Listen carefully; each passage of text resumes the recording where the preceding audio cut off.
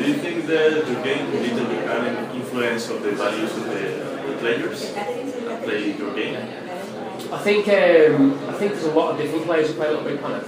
I think we always get asked who plays Little Big Planet, and it really is. I've never seen this in any game I've ever worked on before.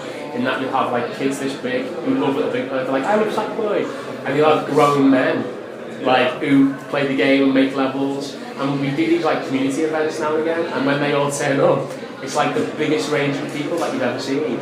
I think we've seen, we've got like our hardcore games who've been there since the beginning. The fact that we do DLC with different licenses means that it appeals to all different people. And then of course, bringing it to PlayStation 4, we're not leaving those other players behind on the PlayStation 3 means that we've brought in the community with us. We've got all these new players who are going to get the game through the PS4. So it's like the biggest community that I've ever had, I think. And maybe it's an interesting question for people that are watching us. Last year we released an indie game as a project for the university. What do you tell to the people that is starting creating video games and all this stuff? Yeah, I think in terms of we've obviously seen a massive increase in the amount of indie games that are being made. Yeah. That's really exciting. I think we encourage that. This is why we make games like Little Big Planet, so that you can actually create games that even being having traditional skills in game development. I think we definitely encourage that within Sony Extern. We see a lot of people at different events and they pitch some amazing ideas to us. I really hope that continues. And in terms of Little Big Planet, being able to create games that you might not have been able to without having that tool. It's been so positive because we actually employed 10 people from the community who made levels in Little Big Planet 1 and 2. And when we were working on Little Big Planet 3, we thought, these guys are amazing. So we contacted them, and they lived all over the world, and then they all kind of moved on to the UK, to Sheffield, and they all helped make the game. And what's been good about that is, they were used to making games by themselves at home, and now they've been working for a proper games developer. They've brought their imagination and creativity, but they've also learned the skills of actually doing proper games, being a proper game developer. So we've been able to kind of train them up, and that's been really great to see them grow.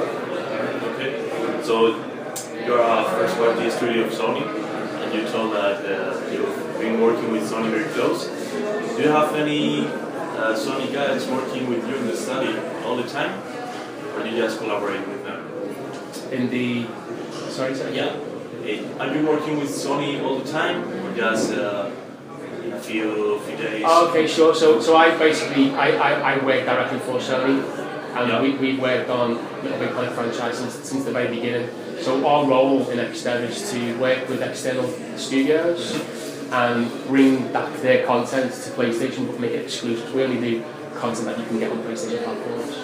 So we work on the franchise since the beginning, and we work with the different development studios that have been involved in the franchise. Oh, perfect. So it has been difficult to develop the game on PlayStation 4. It's actually been what all the engineers in that tell me is that PlayStation 4 is an absolute dream to make games for. Yeah. It's like compared to PlayStation 3. I think on PlayStation 3, we've seen some amazing games, and a lot of those amazing games came in like the last couple of years. Like you look at The Last of Us and the recent Uncharted, and graphically they're just amazing. And what I believe on PlayStation 4 is that it will take developers a lot less time to get to that quality and beyond that quality, because it's a much easier platform to develop for. That's been like a unanimous feedback from all our developer studios, which is good. Yeah, of course. That was going to be my next question. So PlayStation 3 is harder to work.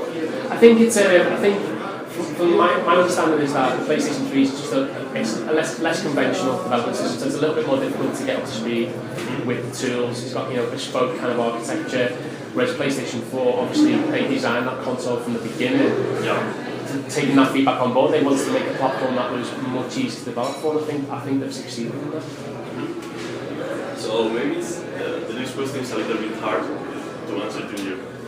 Little Big Planet is one of the games with most rated players, but it is also one of the games with most DLC content. Do you think maybe it could be a contradiction? I think it's an interesting, it's a good question. I think what we try and do with downloadable content is we try and give people things that they don't have in the main game. You get a lot of content in the game. You've got like so many new tools.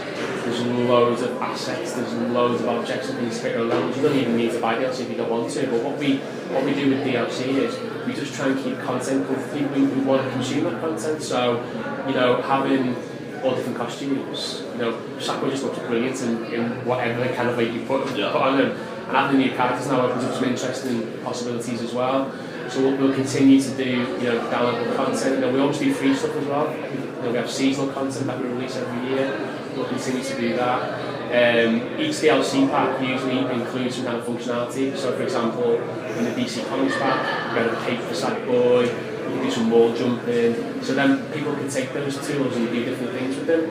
And doing those DLC packs, if you think about it, it's to feed into the community of creators. We then create new levels, which then goes to everybody to play. So you can play levels for free, UGC levels for free, where somebody else has created content using those new features. So it kind of all feeds back into the little big fancy ecosystem.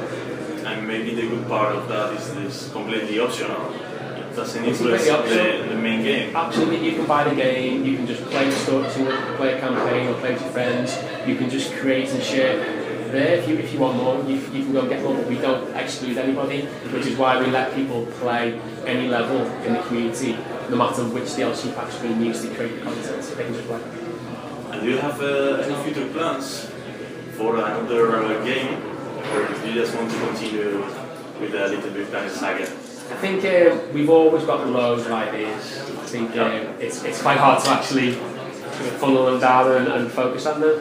I think we've got loads of ideas still to get people excited about Planet 3, support that game, and we'll listen to our community, we'll listen to what people like, things that they might not like, and we'll take that feedback in and feed it into whatever we've got planned for the future. But you can tell me you can. And the one last thing is the most personal question to you. What's your favorite game of all the history? So I think the game that stands out to me is probably the first Tomb Raider game. I played it on PC.